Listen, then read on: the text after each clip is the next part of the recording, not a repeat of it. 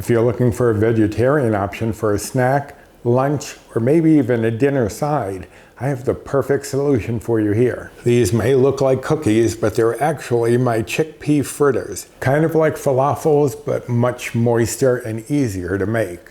So if you'd like to see how these are done, stick around because it's coming up next.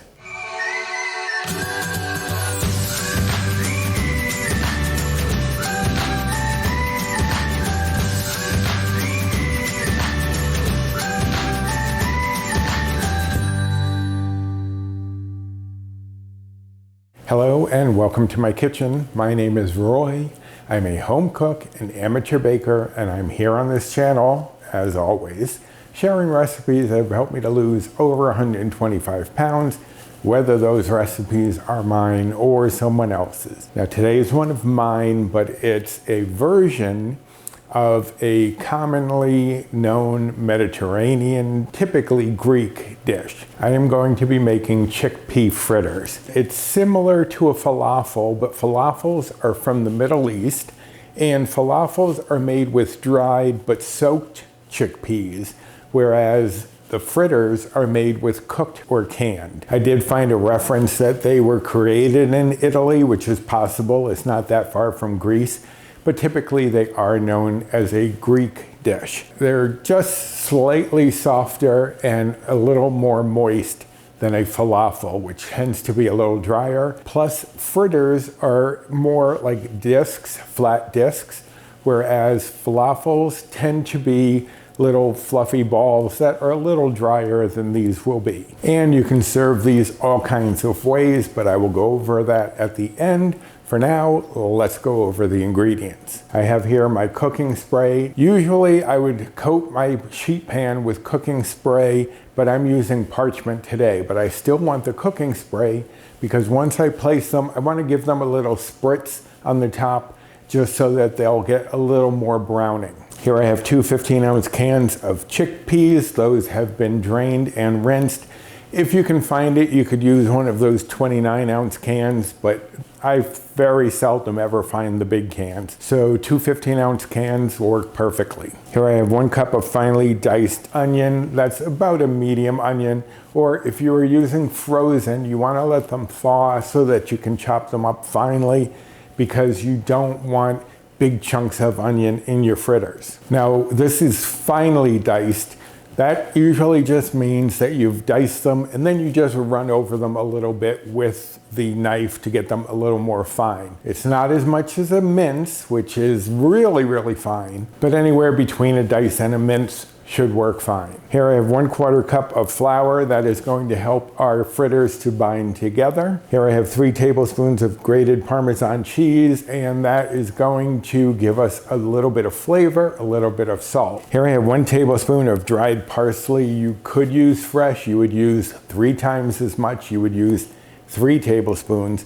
But I prefer the dried just because I tend to have it around more often and it doesn't go bad in the fridge while I'm waiting to use it. Here I have 1 tablespoon of minced garlic. That is about 3 cloves if you want to mince it yourself. Here I have 1 tablespoon of lemon juice and 1 tablespoon of water. That is going to help make this more of a paste, and the lemon juice is going to give us a little more flavor. If you didn't have lemon juice or didn't want to get any, you could double up the water, just make 2 tablespoons of water instead of 1 of each.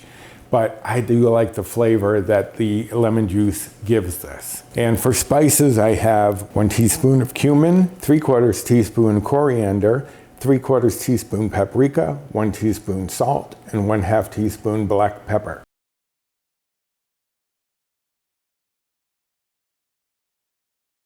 Now I'm using smoked paprika, but any paprika that you want to use is fine. Now this is usually the part where I say I'm going to shuffle a few things around and we'll get started.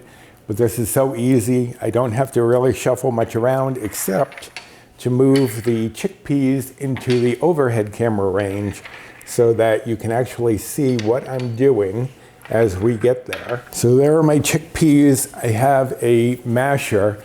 Now, you could use a food processor or blender. You just want to make sure that you don't turn it into a mush. you want to have little flecks of the chickpeas in there. And honestly, even with my issues, I prefer using the masher for this. It comes together pretty quickly, but you do as you need to do. I'm doing as I need to do. So now all it is throwing in all of the ingredients with our chickpeas. The onion, Parmesan, flour, parsley, garlic, lemon juice, water, cumin, coriander, paprika, salt, and pepper. And now I'm gonna mash this all together. I like to stir it around a little bit first, just roughly. You don't have to get too crazy with that. And then just start mashing this all together, because what we're trying to do is form a paste that will hold together when it's pressed. So usually I'll press down and twist a little bit to mash up those chickpeas. And then I like to have a spatula around just so I can push things down as they start to try to climb up the sides, and also to scrape off my masher so the same chickpeas aren't stuck in there the whole time. And just keep mashing until this comes together. And you're just trying to get all of those chickpeas broken up so that there are no whole chickpeas in there. And that just takes about 2 minutes, 3 minutes. And that is pretty much all there is to it, just mashing them until they are broken up quite a bit, making a paste. And now I'm going to check and see if it will hold its shape. So just take up a little bit, form it between my hands, and it's definitely holding on to the shape that I've put it in, so that works well. If it was still a little dry, you could add another teaspoon or 2 of water. I've never had to, but if you need to, you do what you need to do. Now with this, we're gonna make 12 patties. So I'm going to bring in my sheet pan. As I said, I line mine with parchment, but if you didn't, you could coat it with cooking spray, that's fine. And then I have my number 20 scoop, which is about 3 tablespoons. That should give me the 12 that I'm looking for. If you want to be a little more precise, you could weigh this out and then divide by 12 to see how much you need. But I'm going with the scoop, and then if I need to, I can take a little from others or add extra to the ones that are there. But we're just going to scoop it, press it against the side and pull up so that it's flattened, and then just put it into our hands, and we're going to form a patty that is about roughly 1/2 inch or so in thickness, and set it onto our baking sheet. So let me get the rest of these finished and I'll be back. Okay, so I did have a little bit extra left, so I divided it between all of the chickpea patties, and then I just pressed those in. It's wet enough that it will just meld right into the patty that is there. All right, so set this aside. I'm going to coat them with a little bit of cooking spray just to help with some browning. Now these are going into a 400-degree oven for 20 to 25 minutes until they are nicely brown and set, and then I will take them out and we will be done. They're pretty quick and easy. Great if you want to do a little meal prep. Great if you just decided I'm going to have those for a lunch or a snack. Anyway, 20 to 25 minutes in a 400-degree oven and I'll be back. Okay folks, here we have them. My chickpea fritters, fresh out of the oven and smelling delicious. Just going to put these on the sides of the pan so everyone is aware that they are hot if someone comes near this. But you can see that they've browned slightly. They feel set. They're not going to be firm. You just want to touch them and not feel your fingers sink into it. But that's it. That's all there is to it. I did these individually so that way you could have 1, 2, 3, whatever you feel like having. I often will have them as a snack just like this with a little drizzle of lemon juice, some tzatziki, or even some dressing, sometimes Parmesan peppercorn or honey mustard, so you can have it as a snack.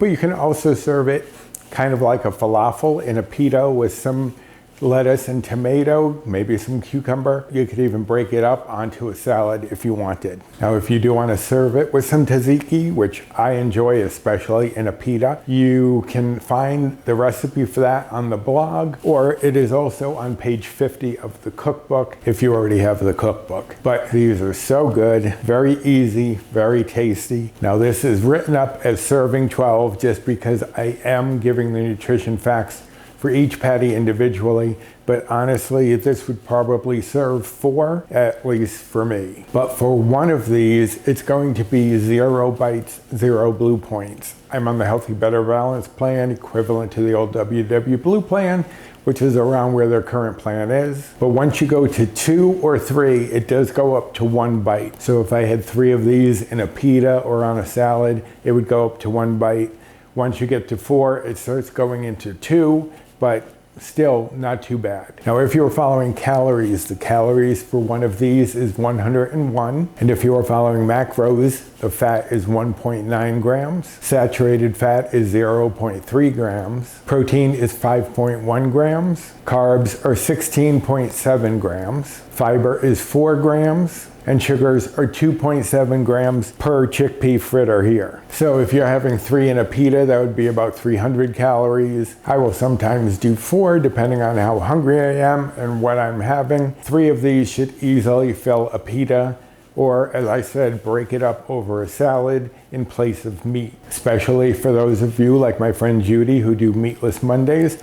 That would be a great option for your salads or a sandwich. But I hope that you enjoyed this recipe and this video, and if you did, I'd appreciate the usual: like, subscribe, comment, share, hit that notification bell for the next time I upload any sort of video. And tomorrow, Saturday the 18th, there will be a live at 2 p.m. Eastern time, and if you want to join in, I'd love to have you there. It's just my way in, and then I'll usually have a topic that we can discuss. But hopefully you can join me there, or if not, watch the replay. But if you do watch the replay, as I've mentioned before, for some reason, the chat on a live stream will not show up until maybe 24 hours later. So if you do click on the video and you don't see chat on the side, it's because YouTube hasn't updated it yet.